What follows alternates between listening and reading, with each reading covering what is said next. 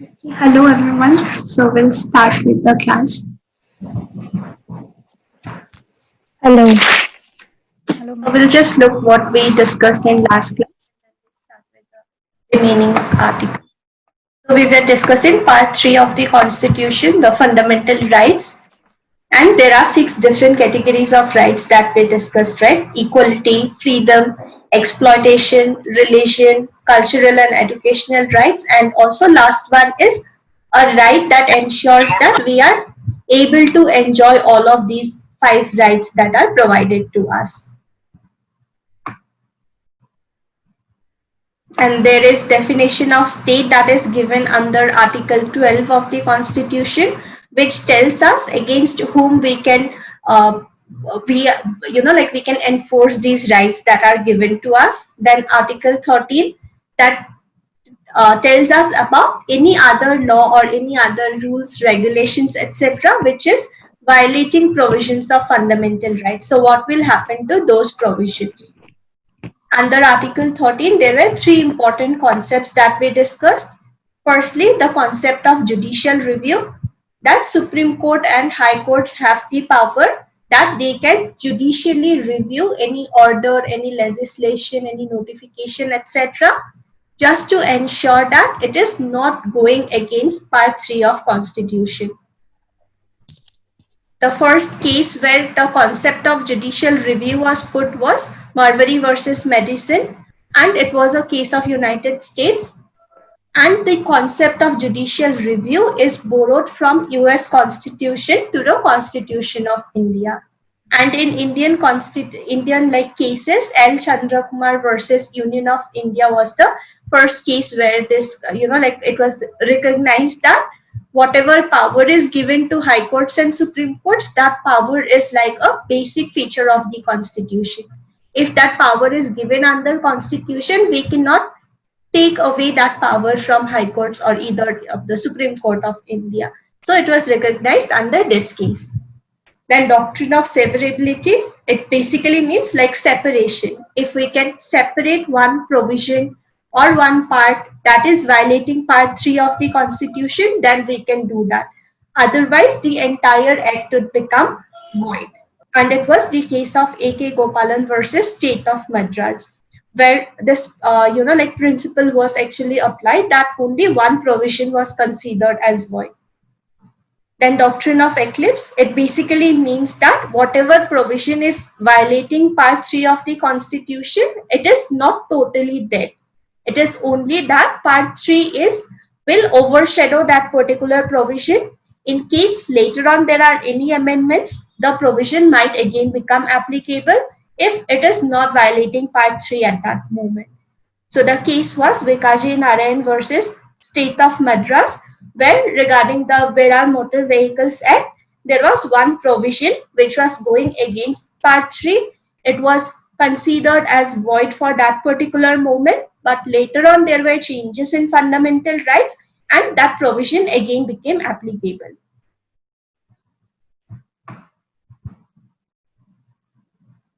So these were the cases and the principles that are there under Part 3 of Constitution. Then we discuss the first type of right, that is right to equality. It is Articles 14 to 18. Under Article 14, it talks about equality before law, and there are two different things mentioned. First is equality before law, and second is equal protection of law.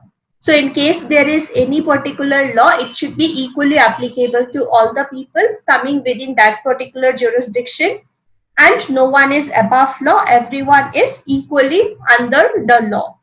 Equal protection of law would mean if any special treatment or privilege is given, it should be equally given to all, like should be treated alike. There should not be any discrimination between people who are in the same category.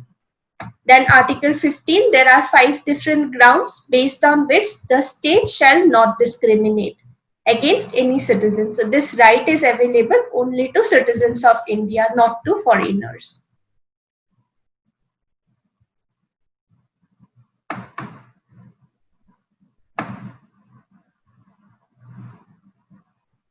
Next is Article 16. It is regarding equality of opportunity in matters of public employment. And here 6 grounds are mentioned. Decent is the one new addition apart from the grounds of Article 15. So under these 6 grounds, there should not be any discrimination in terms of public employment or facilities given to people.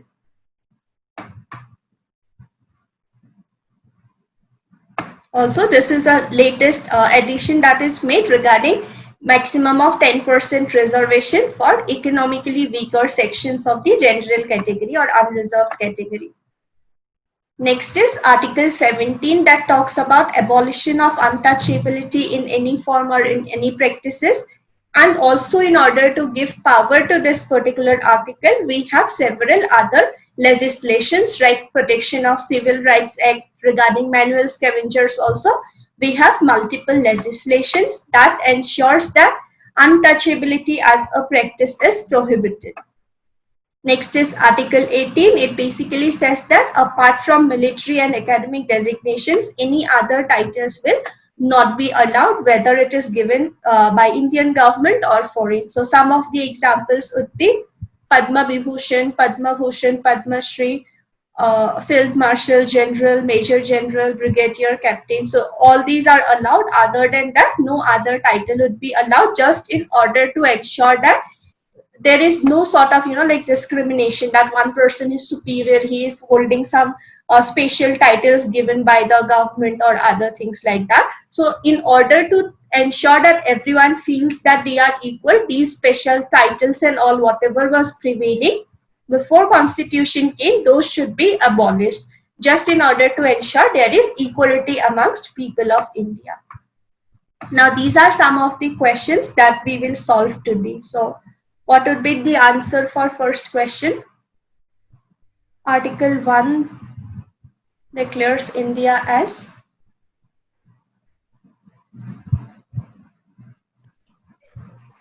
quasi-federal. Anyone else? What would be the answer? Union of the states. That is Union of the States. So we already studied this, right? Article 1, like part 1, we discussed 2 classes before. So it declares India as a union of states. And what are these states? It is mentioned under which schedule? Which schedule mentions the like names of states, their jurisdictions and all of that? Schedule 1? Yeah, it is Schedule 1 that gives us a list of states and union territories that we have, and also their territorial jurisdictions. And also, in order to make any changes in this particular first schedule, what we do not need is that we do not need to follow the procedure of Article 368. It can be amended by the Parliament if there are any changes made, right? Because 2 states are made from 1 state, 2 states are combined, whatever it is, Parliament can amend that particular thing. They don't need to follow the provisions of Article 368.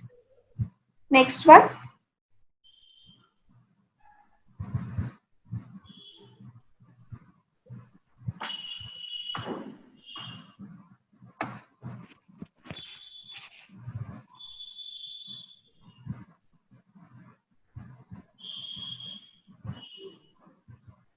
Second one, what would be the answer? November 26, 1946. So it says the date when Constituent Assembly met for the first time. So it is the first one, 9th December 1946, when Constituent Assembly met for the first time. Okay. Next one. Cabinet Mission Plan. Yeah, it is Cabinet Mission Plan A. So what is this Cabinet Mission Plan?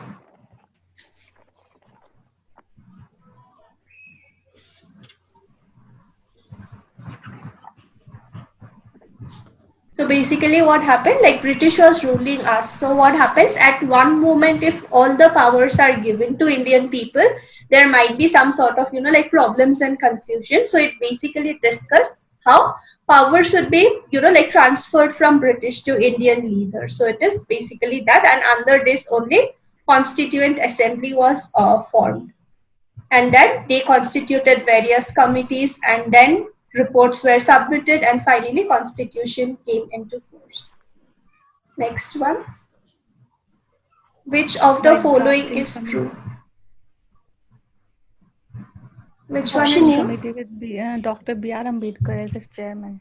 Yeah, it was formulation. Drafting constitution. It was formulation by drafting committee with B.R. Ambedkar as chairman. Next one. Article 12. Article 12. Yeah, it is Article 12 that defines the term state.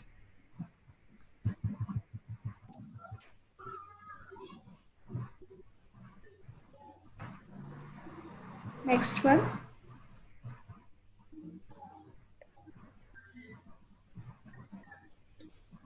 What is true?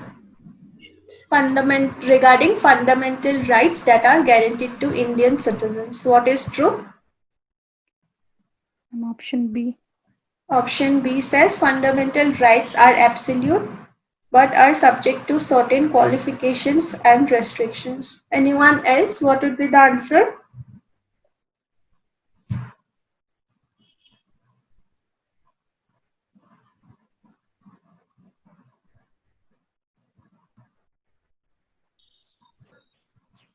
Anyone else? So B says what? Fundamental rights are absolute but are subject to certain qualifications or restrictions. So if it is subject to certain qualifications and restrictions, it cannot be absolute, right? If there are certain restrictions to it, it cannot be absolute. Third one says fundamental rights are not absolute and are not subject to restrictions. Again, if there are no restrictions, it cannot be not absolute. It will be absolute, right? So first one is the correct answer. Fundamental rights are not absolute. Why? Because they are subject to certain qualifications and restrictions. So if they are subject to restrictions, they cannot be absolute. So the first one would be correct here. Fundamental rights are not absolute, but they are subject to certain qualifications and restrictions. So first type of right is clear, right? For any questions on that part, right to equality? No, ma'am. Okay, so we will move to the next type of right, that is right to freedom. So which all articles talk about right to freedom? Article 19(1)(a) and 19(2), ma'am. Subclause 2. Article 19, and also there are some other articles also, right? What are these? Yes.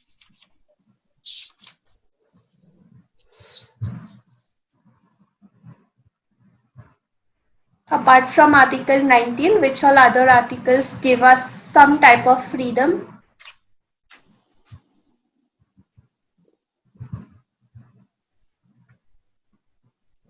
So it is Articles 19 to 22. Articles 19 to 22. Article 19 is talking about what? It is talking about protection of certain rights regarding freedom of speech, etc. So freedom of speech, etc. means it is not only restricted to freedom of speech or any particular area. It may be various, like various things that can be included over here. So it basically means under Article 19, we have certain types of rights that are given to citizens of India. Again, these rights are applicable to citizens of India. All citizens shall have the right to what all rights we are given? Speech and expression under Article 19(1)(a), freedom to assemble peacefully without arms, freedom to form associations or unions, including formation of cooperative societies, that is also provided. Then freedom to move freely throughout the territory of India, freedom to reside and settle in any part of the territory of India. So these are some of the rights that are given to us. Now, freedom to assemble peacefully. Freedom to assemble peacefully without arms. So this right is given, that we have the right to assemble peacefully, but this should be without arms. Otherwise, it will become an offense, right? Unlawful assembly. Otherwise, it will become the offense of unlawful assembly under section 141 of IPC. So this right is given only in terms of assembling without arms. Then freedom of speech and expression is given, freedom to form any sort of associations, unions, cooperative societies. So similarly, we have the Trade Unions Act, right? That trade unions would be formed. The union representative will represent wishes of the workers there. Then freedom to form associations, then move freely throughout the territory of India. So we are free to move in any part of India and reside and settle in any part of India, to practice any profession or to carry on any occupation, trade or business. So we are free to move throughout the territory of India, but there might be certain restrictions, like put on this particular right. What is it? That otherwise we are free to go in any place within India, right? But there might be certain places, like for example, Arunachal Pradesh, Jammu and Kashmir also, I think some permit is needed, is it? So there might be certain places or certain territories where even Indians would need, right? Indian citizens would need a special permit. For example, in order to enter Arunachal Pradesh, we as Indian citizens, we also would need a certain type of permit, and foreigners would need, apart from the permit, they would also need some additional clearances. So what happens? This particular right is given, but there might be certain places where an exception would be, applied. Similarly, reside and settle in any part of territory. There also some restrictions might be there. For example, in Jammu and Kashmir, other people were not allowed to buy plot. In Meghalaya, other people from other states are not allowed to buy plot. So there might be certain restrictions on certain parts of the country, but otherwise this rule would be applicable to any other place. So this is a right that was given, right to acquire, hold and dispose of property. It was also a fundamental right, but it was removed by the 44th Amendment Act, and it was made only a constitutional right under Article 300A of the Constitution.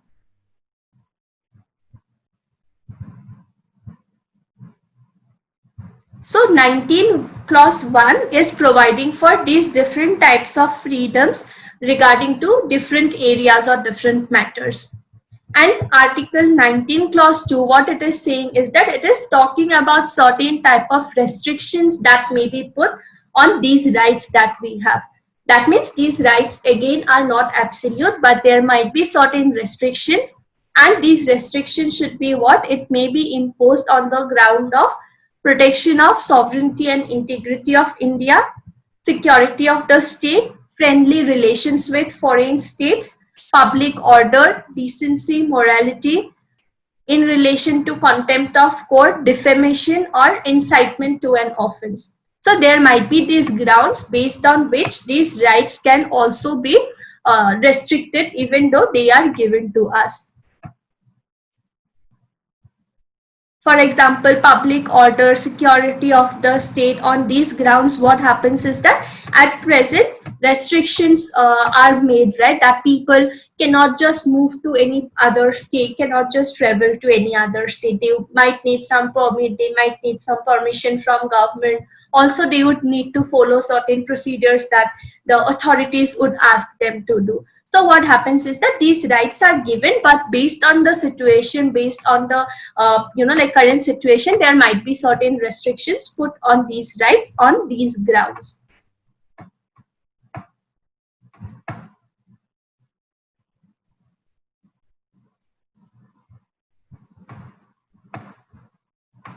Okay, next is nothing in the side effect operation of an. So again, it says that even though these rights are given, it would not affect the operation of any existing law to impose prevent state from making or imposing any reasonable restrictions. So this again would mean that even though these rights are given, even in normal times, we would need a special permit to enter Arunachal Pradesh. We cannot buy property in Meghalaya even in normal times. So this is what it means, that even though under constitution these rights are given to general, like all the citizens of India, there might be certain other laws that is imposing some reasonable restrictions on these grounds. So those laws would also be valid.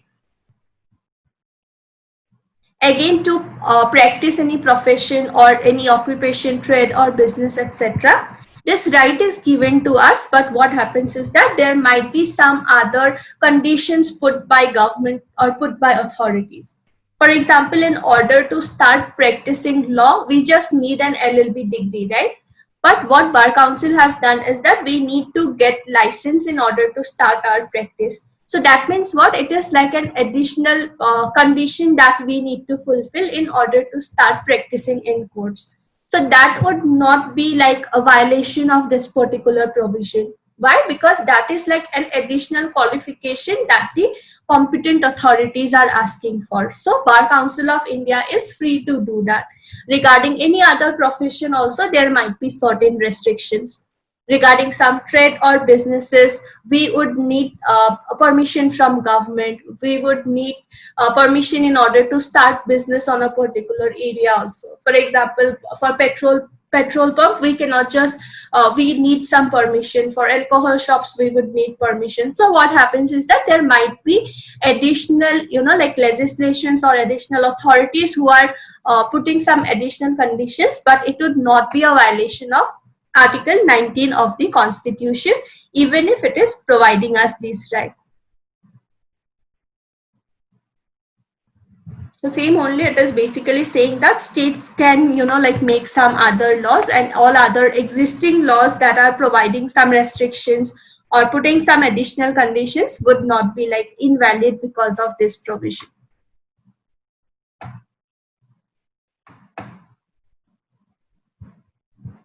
So similarly, there might be certain other things that maybe to carry on occupation controlled by state, any trade, business, etc., whether exclusion. So this particular ground was mentioned. We discussed, right, in the other case that there was one particular act which was restricting private individuals or private entities from entering into the business of motor transport. So this act was challenged on the ground that it is violating Part 3 of the Constitution, and doctrine of eclipse was applied on that ground. But later on, this addition was made in the Constitution that there might be certain trade, businesses, industries or services where government can, control it entirely in exclusion of citizens or in exclusion of private bodies. So government is having the power. Similarly, it is done with regard to electricity, that we see only government providing for that service, right? Only state government is providing for that service. There is no private entity or private individual who is providing for electricity. So that is a type of, like business or area where government is having monopoly. Only state government can provide that service. Article 19, anyone, any questions? Is it clear?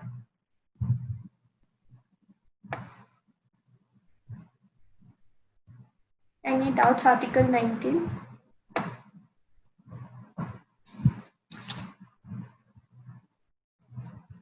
No, ma'am. So Article 19 is not specific to any area or anything, but it is providing for different types of rights relating to like different areas or different matters. And these rights are not absolute. They may be restricted on the grounds mentioned under Article 19 Clause 2. And also, like, states are free to make their own laws and regulations in order to put like additional conditions and everything. And the government is free to decide for any particular trade, business, industry or service that they want to control that particular area of business entirely to the exclusion of individuals or private bodies.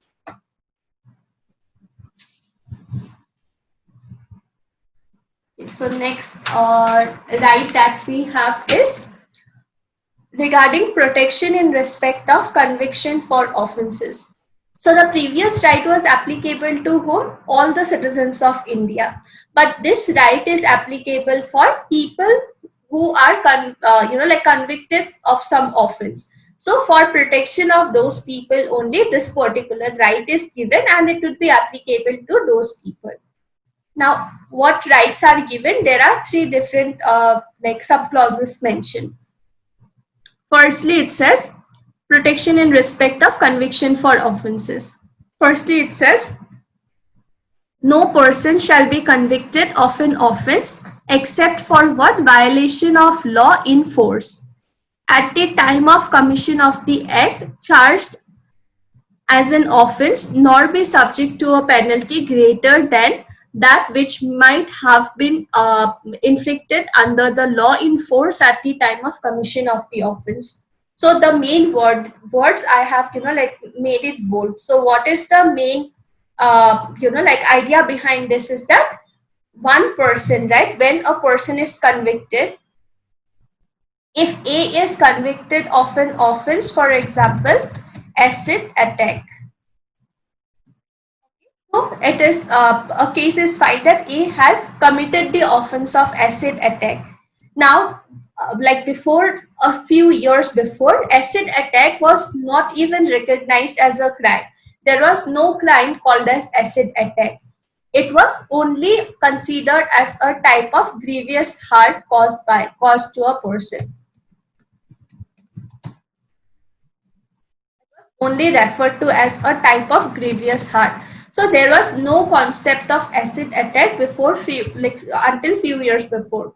So what happens now if A has committed this particular offense of throwing acid on someone and a case is filed? After that, what happens is that after that acid attack was recognized as a separate offense, right?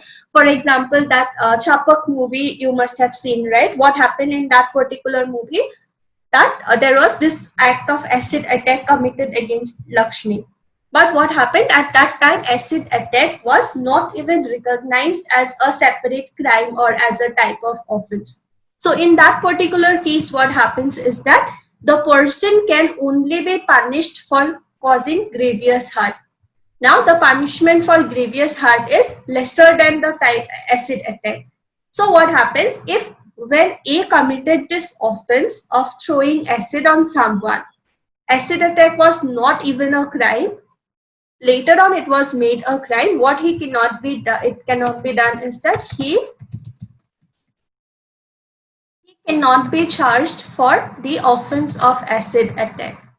He can be charged only for causing grievous harm. And also what happens is that he cannot be punishment for grievous harm only. So even if punishment for acid attack is more than grievous harm, he cannot be given that punishment. Why? Because when he committed the act, it was not even recognized as a separate offense. This particular punishment was not even there. So this is what it means, that no person shall be convicted of an offense except for violation of a law which was at that time applicable when he committed that particular act. Whatever laws were applicable, only that we can apply to the person. And also we cannot give him a penalty greater than what was applicable at that moment. So if at that moment the punishment of, for example, 3 years or 5 years was there, we cannot give him a punishment of 7 years or life imprisonment. Why? Because it would violate the provisions of Article 20 Clause 1.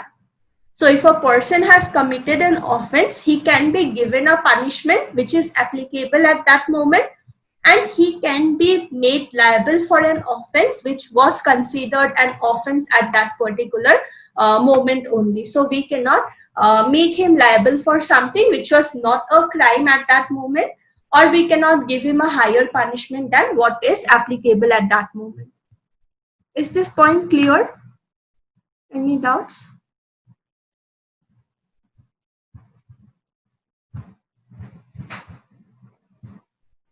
Any Any doubts on the first point?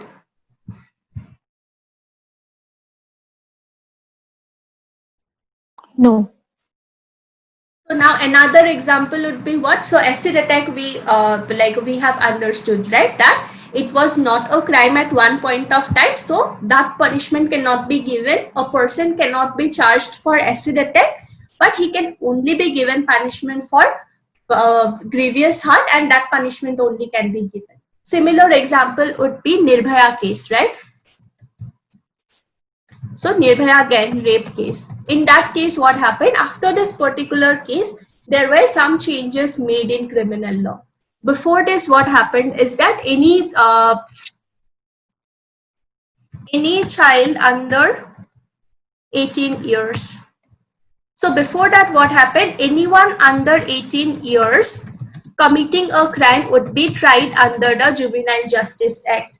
But before Nirbhaya, after Nirbhaya gang rape case, what happened? There were some changes made in the criminal law, and it was said that if a crime is committed by someone who is between the age of 16 to 18 years, what we will do is that court will see whether the person is mature enough to understand the type of crime, its consequences or not.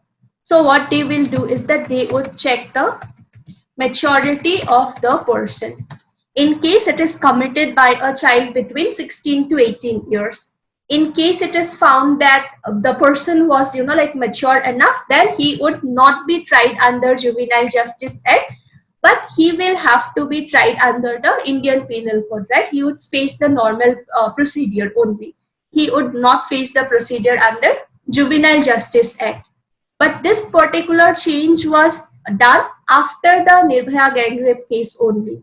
So the person who was, one juvenile who was accused of this particular crime, we cannot see his maturity. Why? Because when he committed this act, at that time, this particular, provision was not even there in our legal system. So the person would be tried under Juvenile Justice Act only, irrespective of the fact that he was mature enough to understand the type of crime that he is committing. So that means what? We cannot give a punishment which was not applicable at that moment. Similarly, we cannot make a person liable for an offense which was not considered as an offense at that particular point of time. So next is, no person shall be prosecuted or punished for the same offense more than twice. So this is like very simple, right? That only once the person can be prosecuted and punished. If a person has committed the offense of theft, he should be punished only once for that offense. We cannot be like 2-3 times we are punishing him for the same type of offense. It can be only once. But obviously there are provisions for appeal and all, but punishment should be only once. No person accused of an offense shall be compelled to be a witness against himself. So this is a provision regarding self-incrimination. That a person is what? The person cannot be compelled to be a witness against himself because it would affect his, right. So this is like a fundamental right that is given under Article 20, Clause 3 of the Constitution. Similarly, there is a concept of privileged communication, right? So what is privileged communication? Anyone remembers privileged communication under Evidence Act?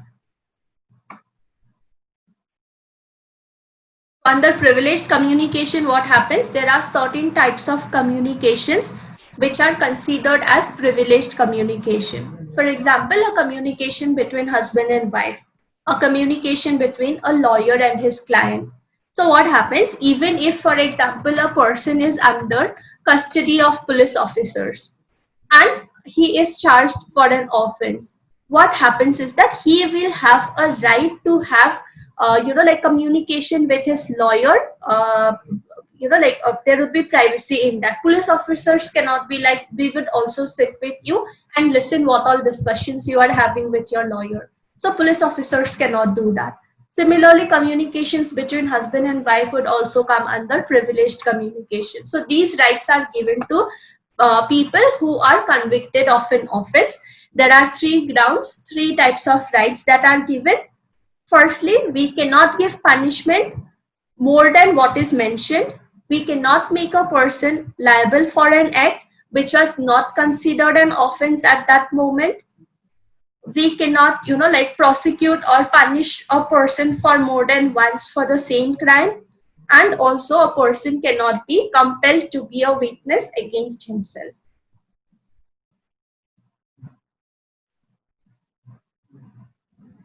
So for example, now not wearing a mask is like an offense, right? Fine would be imposed. So that was not a crime few weeks before.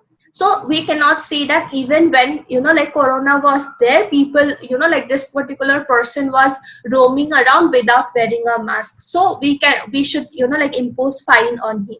Why we cannot do that is because it was not a crime at that moment itself. So these are the three rights that we have. Is it clear?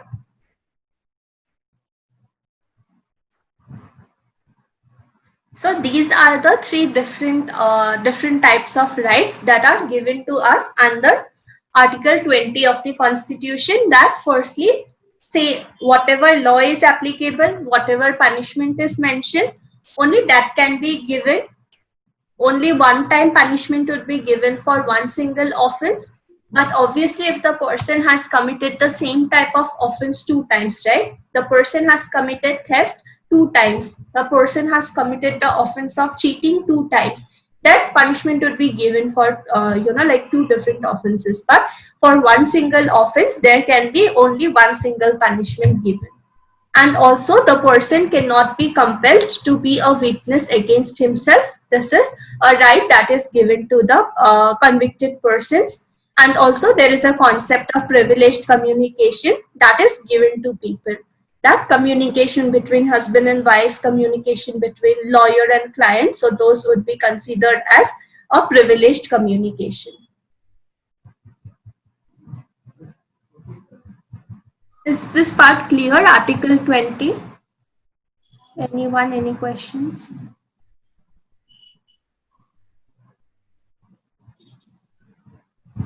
Any doubts? Article 20.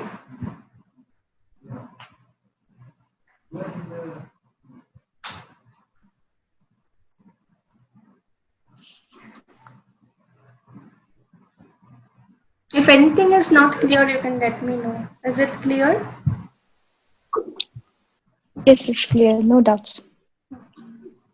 So these are the three different rights that we are getting under Article 20.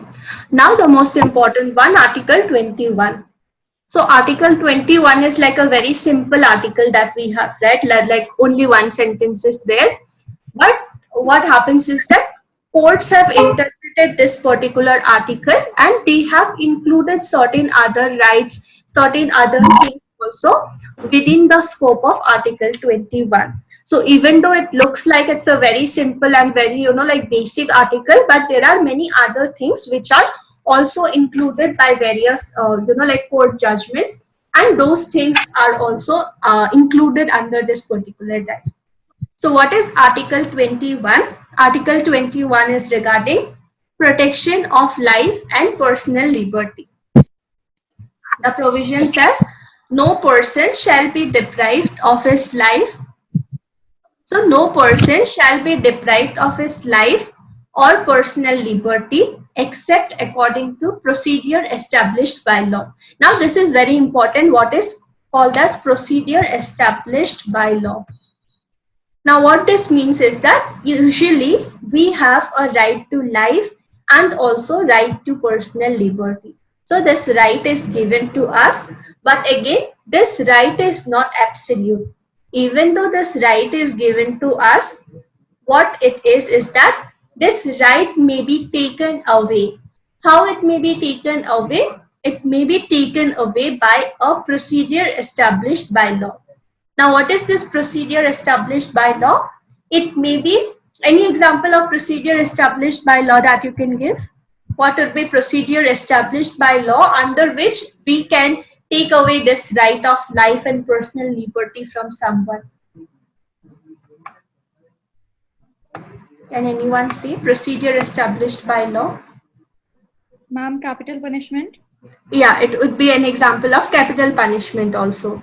Right. So what happens is that usually it is a like right that we are being given, but if a person commits any rarest of rare cases and court decides to give capital punishment, it can do so. How it can do? It would be a procedure established by law. Under IPC, if there is a provision for providing death penalty, then we can say that the particular this right is taken away from the person. How? It is done by a procedure established by law.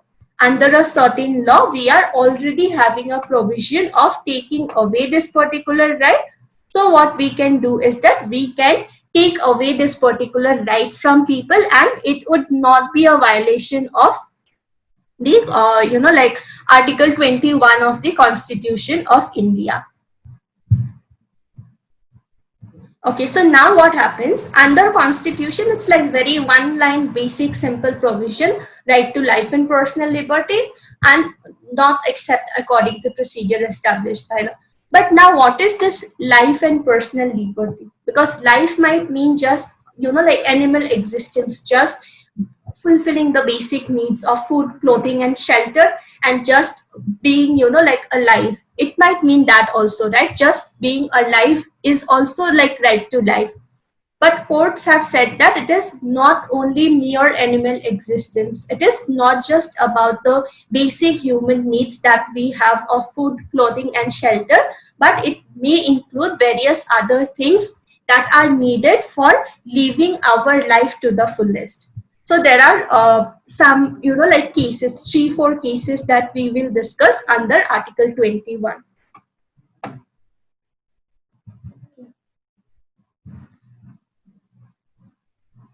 So Menka Gandhi versus Union of India. This is like a first case where Supreme Court gave a wide interpretation of this particular article. Wide interpretation as in they included various other things also under the concept of protection of life and personal liberty. So what this case was all about, basically we would look into the background, okay? What it is that under the Passport Act, there is a certain provision, okay? Under the Passport Act, there is a certain provision under Article 10.3c, okay? Under Article 10.3c and 10.5, there is a certain provision where what happens is that passport authorities are allowed to do what? To impound. That means seizing any sort of, like documents by an authority and to keep it under their custody. So that means under this particular act, passport authorities are given a right to seize someone's passport. On what ground? In the interest of sovereignty and integrity of India. In the interest of sovereignty and integrity of India, security of India, friendly relations of India, or for the betterment of general public. So these are some of the grounds that are mentioned, and Passport Act says that under these grounds, passport authorities are allowed to seize someone's passport if it is found that the person's like behavior or conduct is a threat to any of these grounds. So usually what happens is that they should communicate the reasons. So if someone's passport, right, for example, if there is a person called A, he is having a passport and his passport is like seized by the passport authorities. So what happens usually in such cases, if A's passport is seized, what happens usually is that he should be informed about the reasons. So he should be informed that what he has done, what all things he has done wrong because of which his passport is seized by the authorities. So usually he should be informed why his passport has been seized. But there might be certain cases where like passport authorities might feel that it is better that we do not disclose the reasons why, because of interest of general public. So usually it is said that you should inform about the reasons, what the person has done wrong because of which you are seizing his or her passport, but there might be certain exceptions also. There might be certain exceptions also where authorities may decide not to disclose the reasons. Now what happened in this particular case? So we understood, right, that under Passport Act, passport authorities are given the right to seize someone's passport and to keep it under their custody if it is found that the person's behavior, activities or actions are a threat on any of these grounds.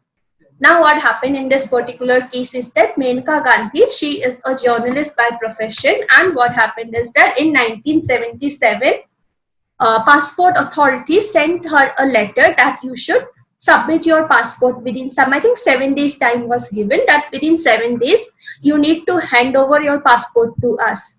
But they did not mention the reasons why they were asking for her passport, but they just submitted the letter to her. So after receiving that particular notice, what she did is that she wrote back to the passport authorities and she told them, like disclose the grounds or reasons why you want to seize my passport.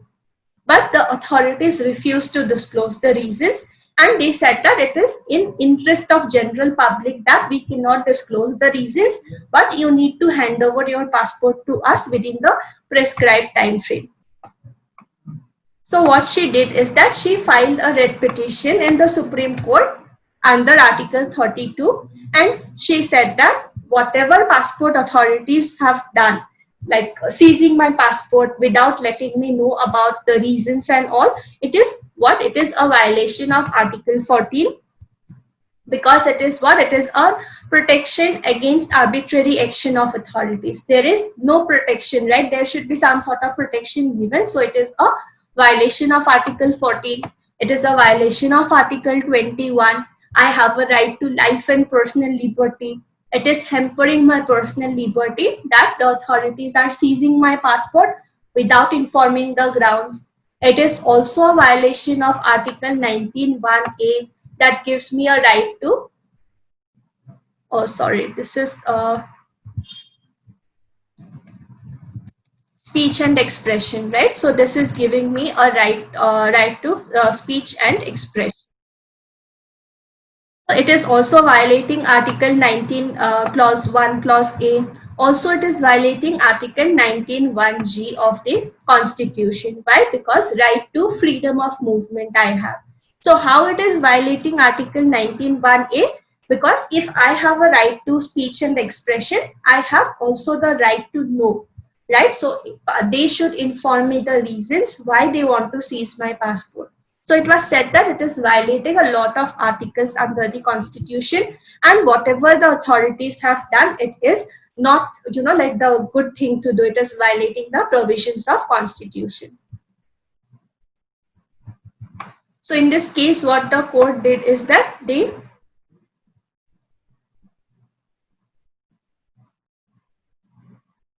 So what court said is that under Article 21, what right we have? We have the right to what? Life and personal liberty.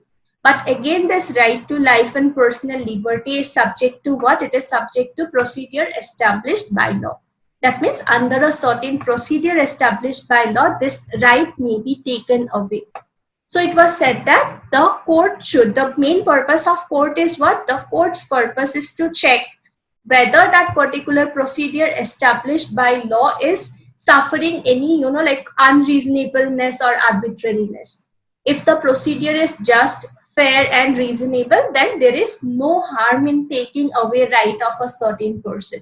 So the court said that the main purpose of us is to check whether it is violating the provisions of Constitution is not, whether that particular procedure is just, fair and reasonable or not. If it is a proper procedure, that it is okay even if someone's right has been violated.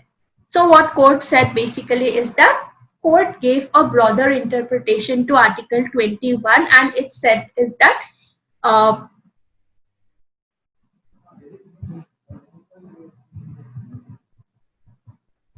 so it said that this particular provision under which passport authorities decided to seize Menka Gandhi's passport is not violating Article 21, Article 19, etc.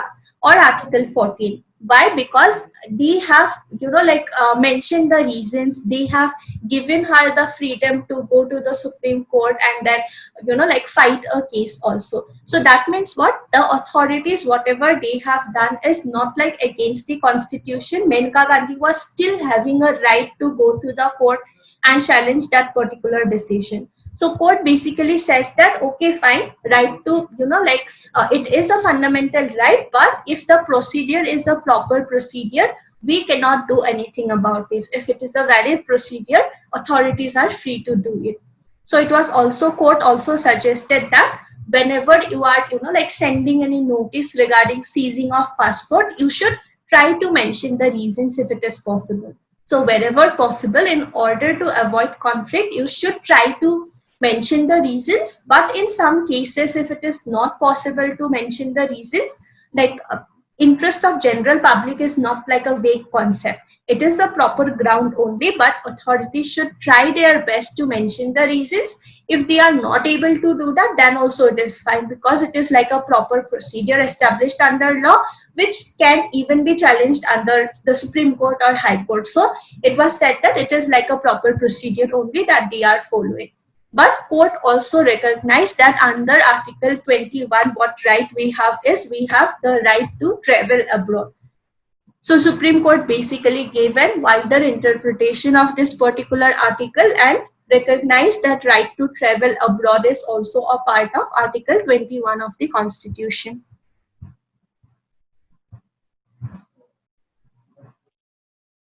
Is the case clear? Any doubt? Any doubt on any part of this case?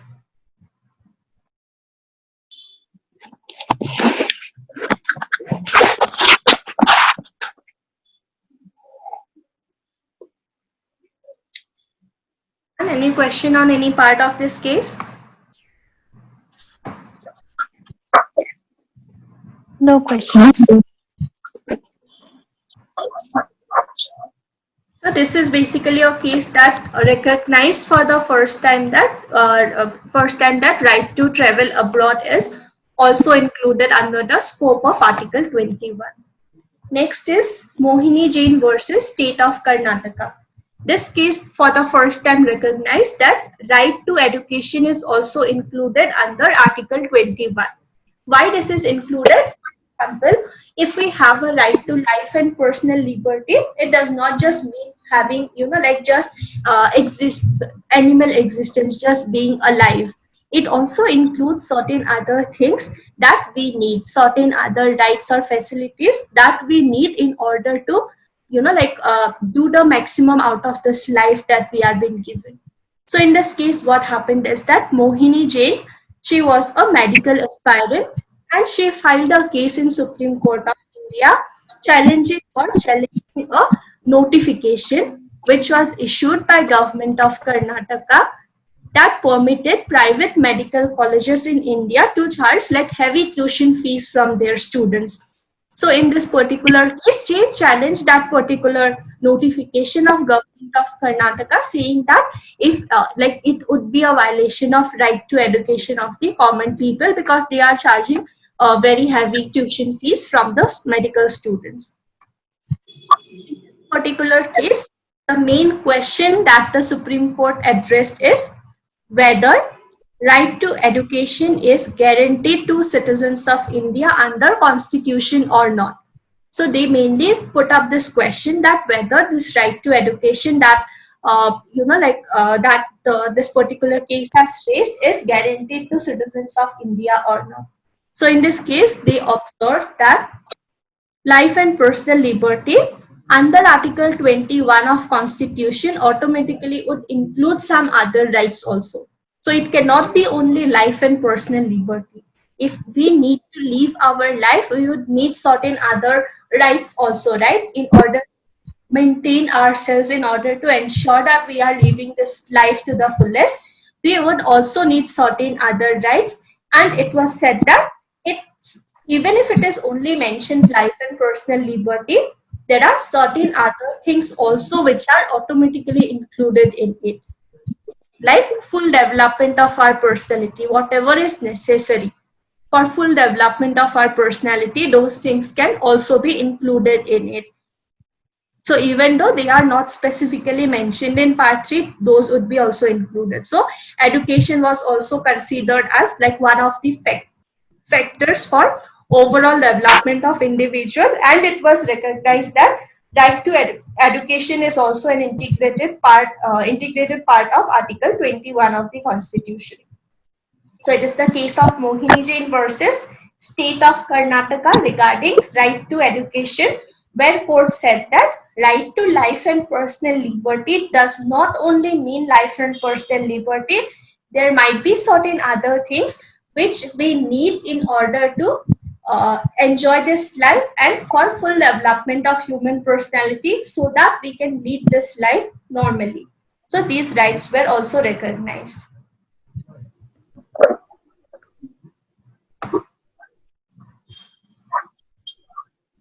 Next case is Husainara Khatun versus Home Secretary, State of Bihar. In this case, what right was recognized? In this case, right to speedy trial was recognized. What happens? For example, a case is filed against a person. He is under trial, he is under custody, right? What happens is that if he is under custody, that particular person's right to life and personal liberty is also hampered if he is not getting speedy trial and on time trial. If this particular person is kept under custody for a very long time without trial, without anything, then his right is also violated. So in this particular case, what happened? There was one advocate. She filed a case in 1978. What she did is that she prepared a list, okay, about the under trial prisoners in Bihar jail. So she made a list of all the people, mentioning whether it is like a severe crime or a minor offense, and she mentioned for like how many years, how many months they are under custody without any trial or any other things. They are simply there waiting for their trial in Bihar jail. So she made a list of those prisoners, and then she moved to the court, and this case was basically filed before Supreme Court regarding one particular prisoner whose name was Husainara Khatun. So this case is known as Husainara Khatun versus State of Bihar. So in this case, what Supreme Court realized after reading that particular document, they realized that actually there was a huge delay in terms of trial of the prisoners in Bihar jail. So the court ordered release of 40,000 prisoners from the jail in this particular case. So why release was allowed is because whatever crime they has committed, right? For example, a person has committed an offense which is punishable with maximum of 1 year imprisonment. But waiting for trial only, maybe the person has spent like 2 years in jail. So what court said is that there is no use for this particular person for waiting for more time for trial. The person has already served his maximum punishment waiting for trial itself. So the court said that those people should be released from jail, and also it was considered that under Article 21, because they have already served the maximum term for the offense for which they are being convicted. So in this particular case, right to speedy trial was also recognized as a part of Article 21, and it was said that we are if this particular right is not given to the convicted people, then it basically means that their right to life and personal liberty has been affected, because we do not know whether the person would be found guilty or not. But the person has already served the maximum term of punishment for that particular offense. Even then, he is waiting for trial. So that obviously means that it is a violation of our right to life and personal liberty under Article 21 of the Constitution. So this is about Husainara Khatun case.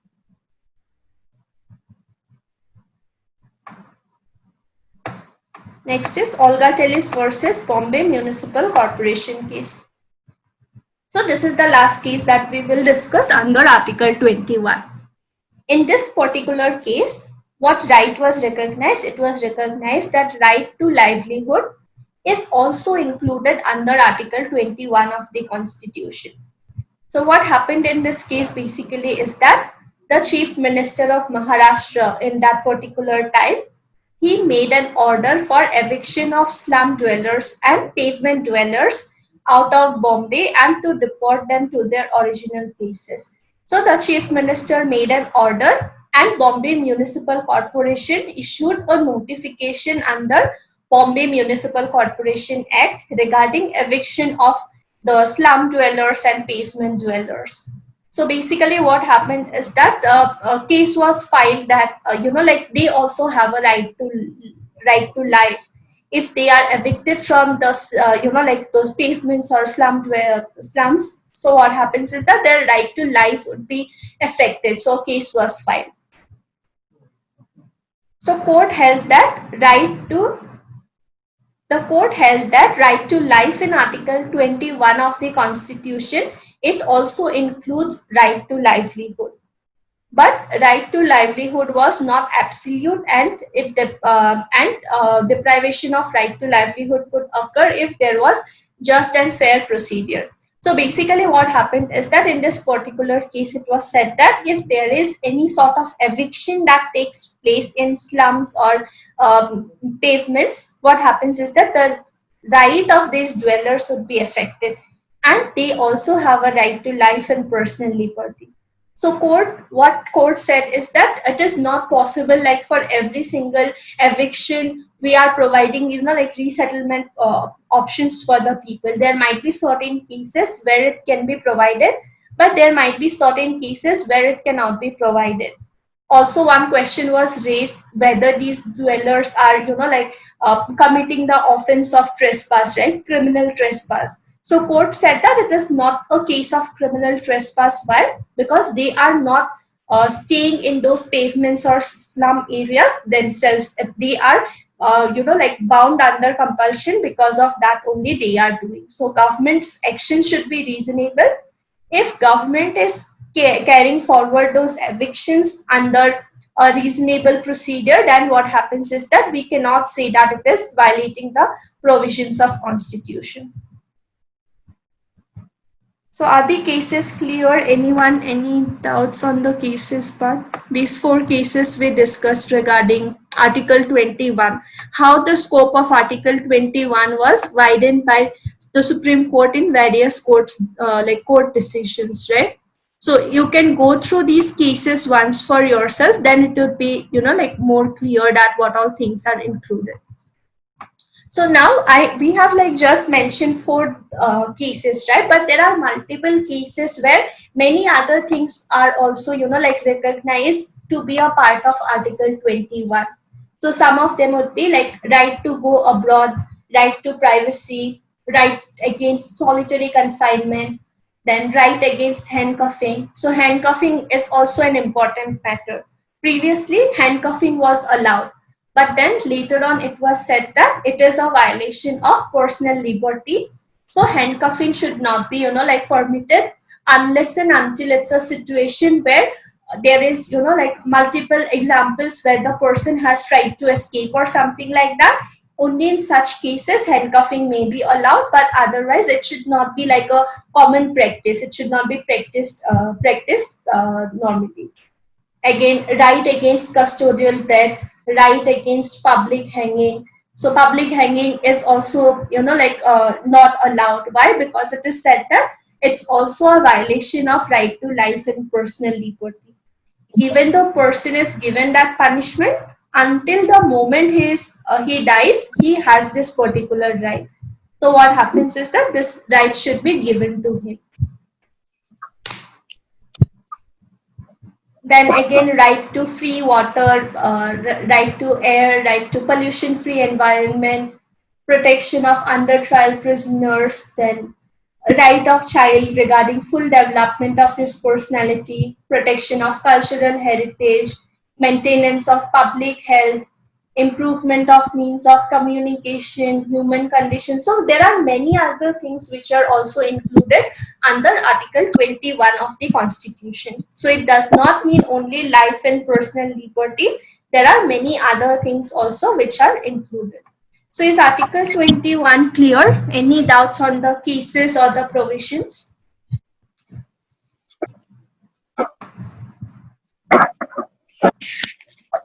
Anyone, any question on this?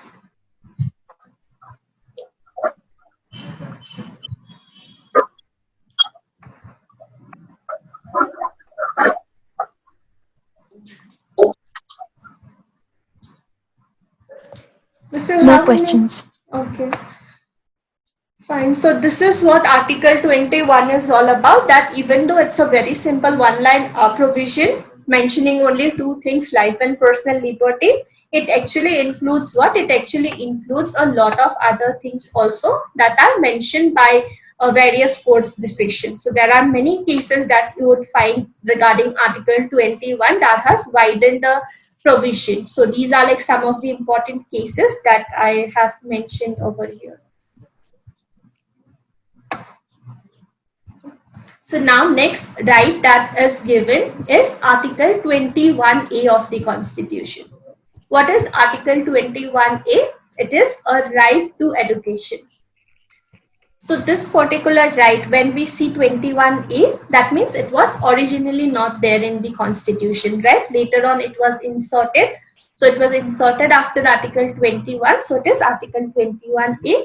But originally this provision was not there in Constitution. So what is Article 21A? It is providing us with the right to education. What is right to education? It says the state shall provide free and compulsory education to all children of the age of 6 to 14 years in such manner as the state may by law determine. That means free and compulsory education was given as a fundamental right to children between 6 to 14 years of age, and it was like the state government was given that particular right, that they would decide under any particular law how that education should be given. For example, Sarva Shiksha Abhiyan that we have, right? That is an example of it. They would decide how free and compulsory education would be given, how midday meal would be given, how free books would be given, textbooks would be given to students, free uniform or other needs would be, like fulfilled by that particular law. So this particular provision was inserted by Constitutional Amendment, which one? 86th Constitutional Amendment Act of 2002. So try to remember the Constitutional Amendment. It was in 2002 only that right to education was made a part of fundamental rights under Article 21A. Now what happens is that this provision, it basically means that it is a, like a right that has been given and state would make some laws regarding this. Now Constitution is just making the provision. It is not giving in detail how the things would operate. So we would need a certain law, right? So the law that we have regarding this is Right of Children to Free and Compulsory Education Act 2009. So this is the legislation that we have regarding free and compulsory education of the year 2009. That means under 86th Amendment in the year 2002, this right was inserted under Constitution, and Constitution specifically said, like they just mentioned the ground, right? That it is 6 to 14 years of children. They would be given what? Free and compulsory education. But the things would be decided by state by framing a law. So the law was made in 2009. It is Right of Children to Free and Compulsory Education Act. And under this particular right, detailed provisions would be mentioned. So there are some provisions regarding, for example, there should be a school in a distance of some 1 or 3 kilometers, so that, children are not traveling like too far for their education. They can go to a nearby school and then get education. And also what happens is that it is not just the fundamental right of the children, but also there is a fundamental duty imposed on parents that they are sending their kids to school. They are not forced to go into any sort of, like child labor or any other practices. They are sent to schools. So there are various other provisions also which are mentioned under this particular act. specifically mentioning how education would be provided, what would be the criteria, what would be the student teacher ratio, for how many students, how many teachers are needed, and all the other things, right? For the school also, what all conditions are to be satisfied, fulfilled. So all these provisions are mentioned under the Act of 2009. The right, like this is like a fundamental right that is given under Part 3, and also there is a fundamental duty imposed on parents under Article 51A(k). Under this particular, like fundamental duty, it is given as a duty on parents or guardians that they should send their kids or children to for like free and compulsory education. So now this duty is not just restricted to parents, but it also goes to guardians. Guardians means they may not be the, like mother and father of the child. They may be her, like some uncle, aunts, under whose custody the child is. That person would be a guardian. So it may be sisters, brothers, whoever it is. Under whoever's custody a child of 6 to 14 years is there, they should ensure that the kid is going for his, like free and compulsory education, and then getting education under this particular provision.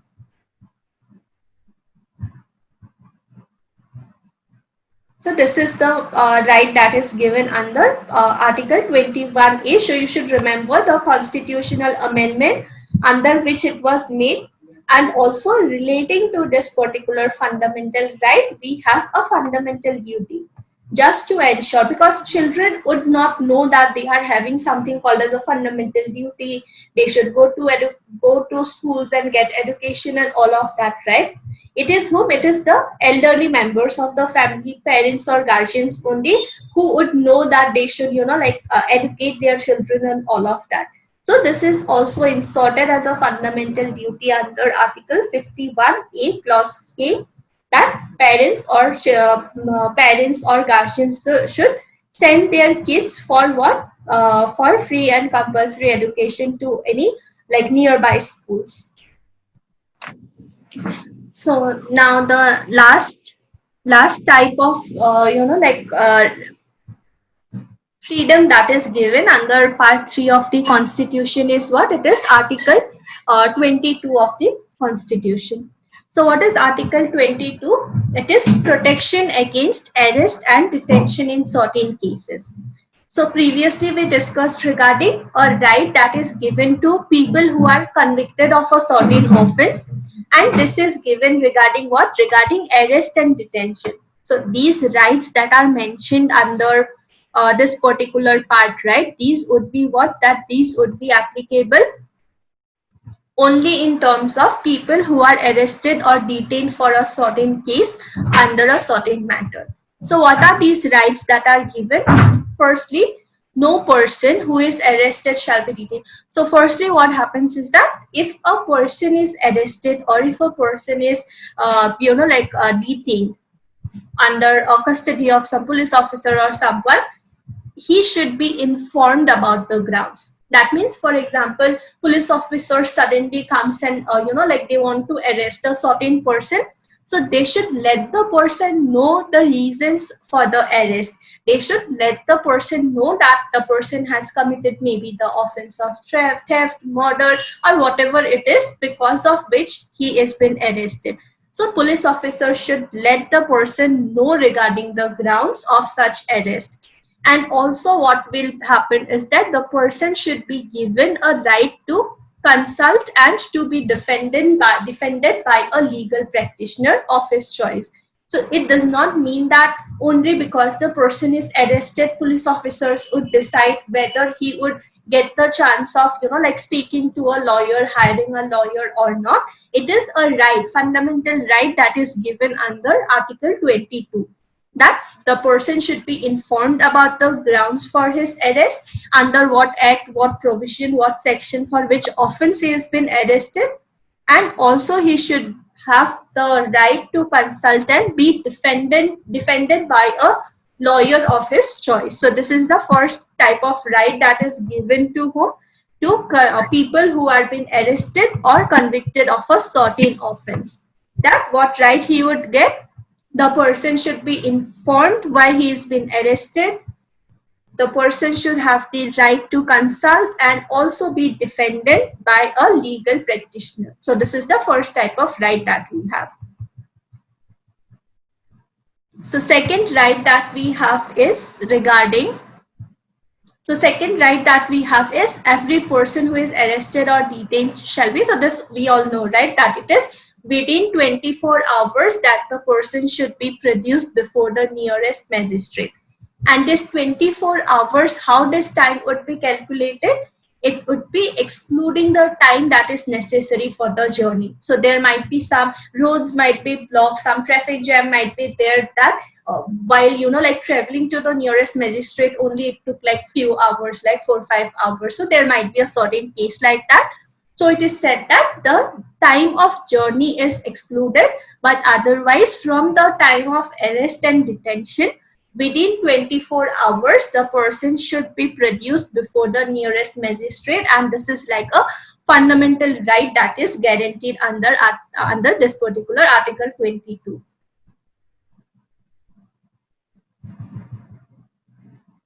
And next, what it says, for example, now, starting off this article, what it says, no person, every person. Now that means what? This right is not, like limited to citizens of India only. This right may even be applicable to some foreigners also, right?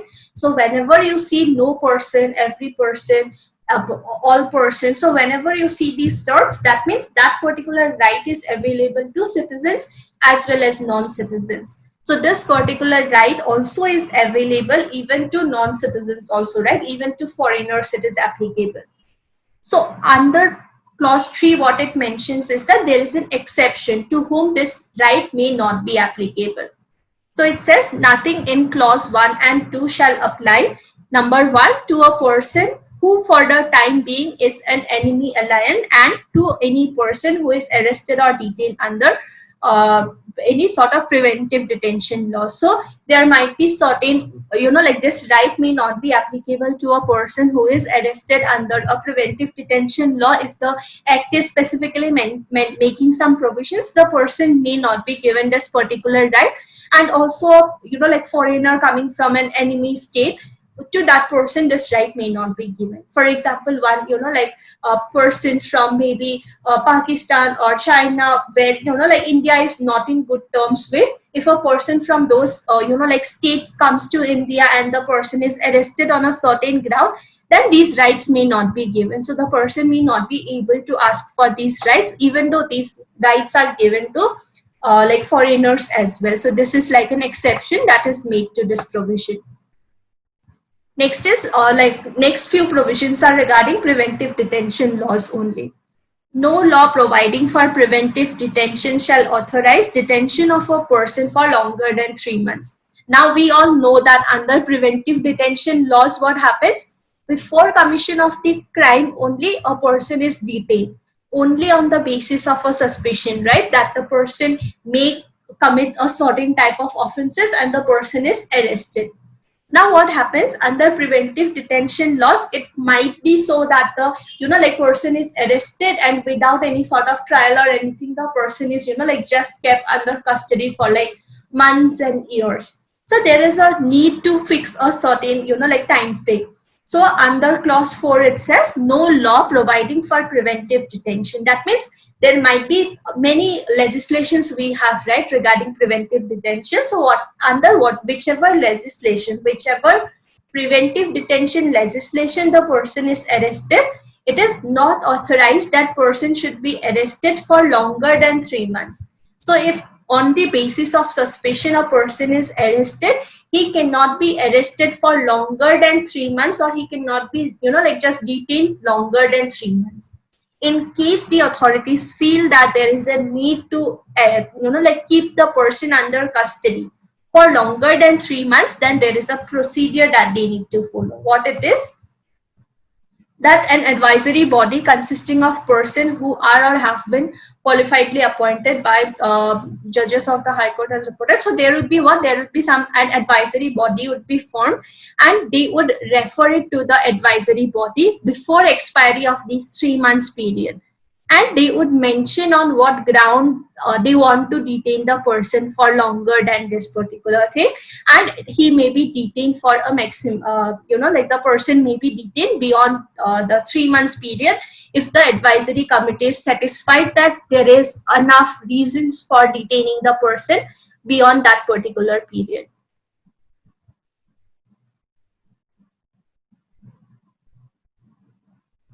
So similarly, communication regarding the grounds of arrest are also necessary. Disclosure of facts are also necessary.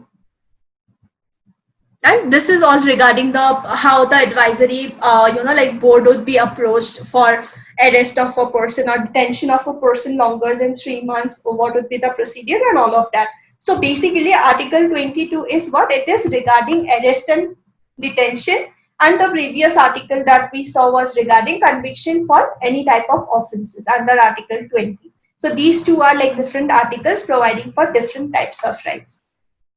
Now there is a famous case, D.K. Basu versus State of West Bengal. Why this case is very important is this particular case was filed, saying that rights of the person who are under custody, their rights are been violated a lot. There are many custodial deaths also that are taking place. They are not provided with sufficient rights and all of that. So these things were mentioned under this particular case.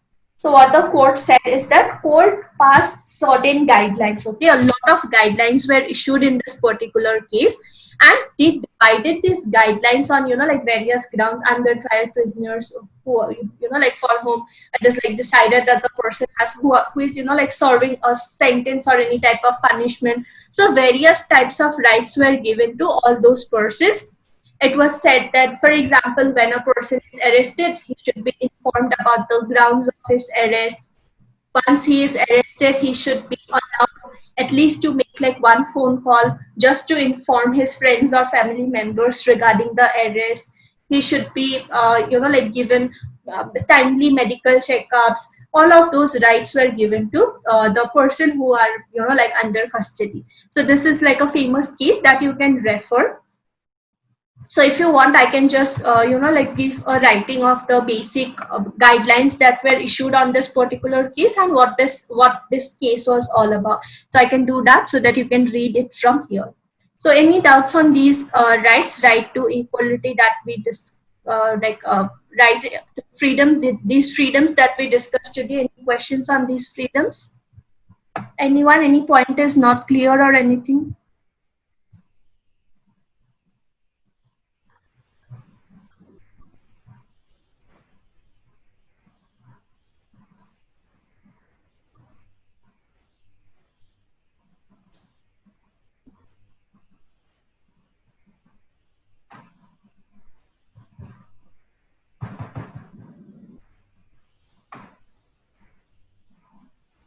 Any questions? If it's clear, you can tell it's clear. If not, you can just tell me what is not clear. Any point is not clear?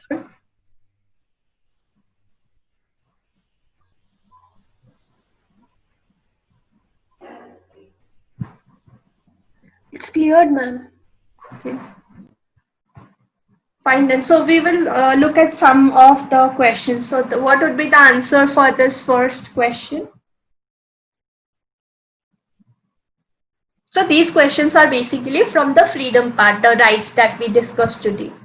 So which of the following rights is a constitutional right and not a fundamental right?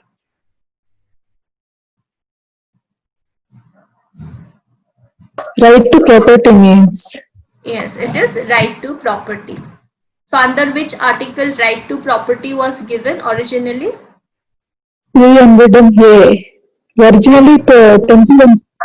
Yeah, originally it was 19 clause 1 clause F, and now we have it like a constitutional right under 300A, and it was the 42nd Amendment Act, that 44th Amendment Act of 1978, which removed it from from fundamental rights and made it just a constitutional right. So it is right to property. So you can try to remember the article. It is 300A. Next one.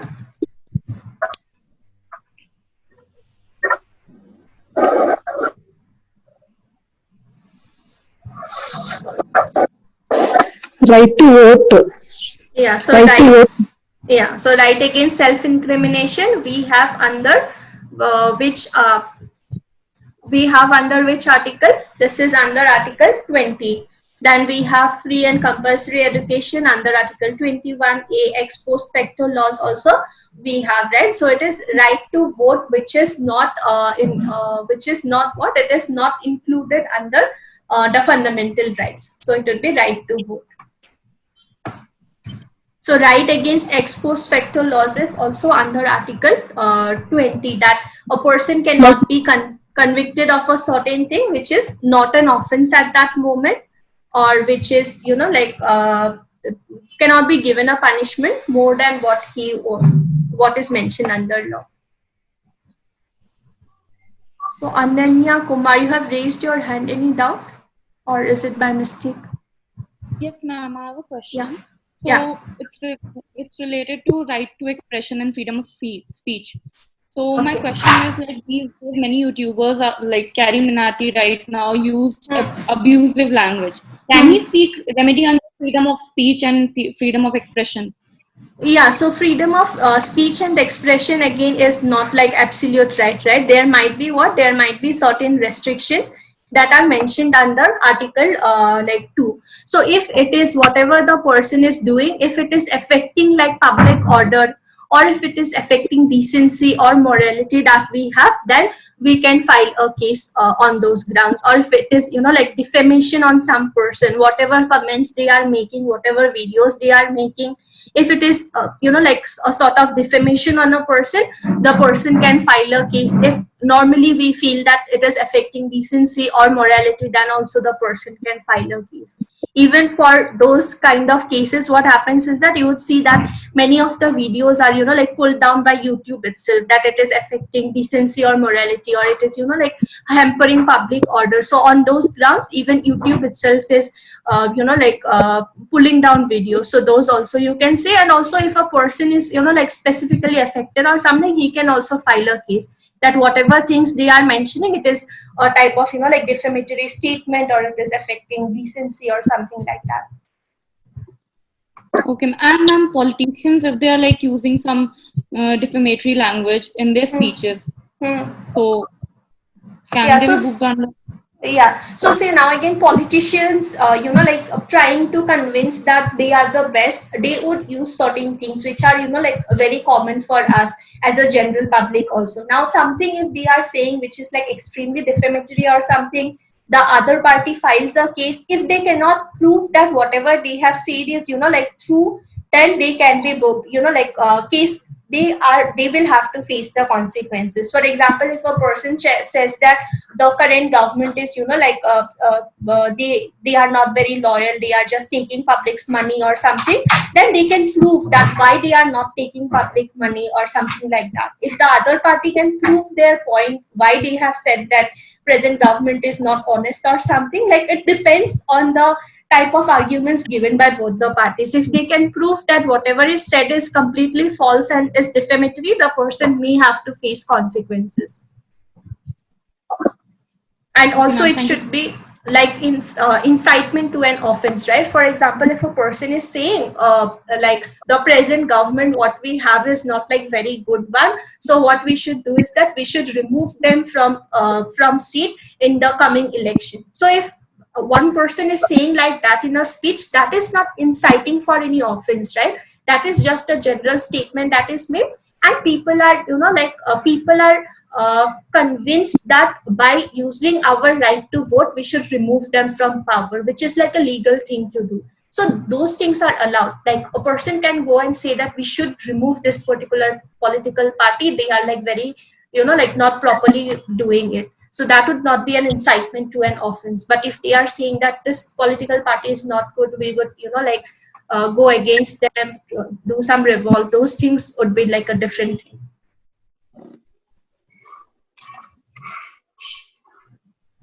So next, yeah. So next one, the power to impose reasonable restrictions on fundamental rights is given to whom?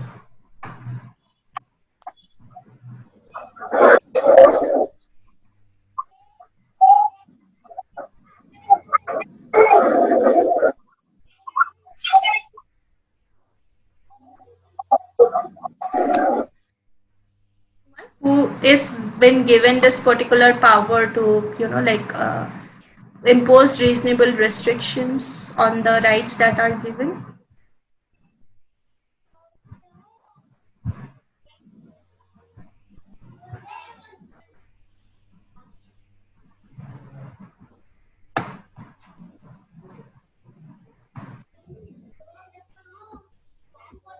Parliament.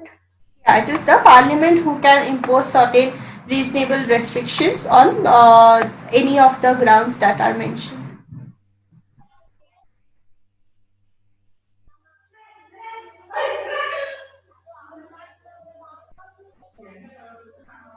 So these were like the questions that we had from this part. So I will try to make a note on the DK Basu case and what was basically held on this particular case, so that you can read it from here itself, that what all guidelines were issued and what happened after this particular decision and why the case was actually filed. So this is all about the various types of freedoms that we have under the Constitution of India. And next we will discuss the other types of rights, that is right against exploitation, in next class. So meanwhile you can just go through the articles, okay, what articles is saying about what, because from part 3, part 4 you can expect questions on the article basis. And regarding the cases also, you can just read the cases from here. It would be like very clear to you what was the matter all about in this particular case. Okay then, so we'll end this class here. Thank you. Thank you. Thank you, ma'am.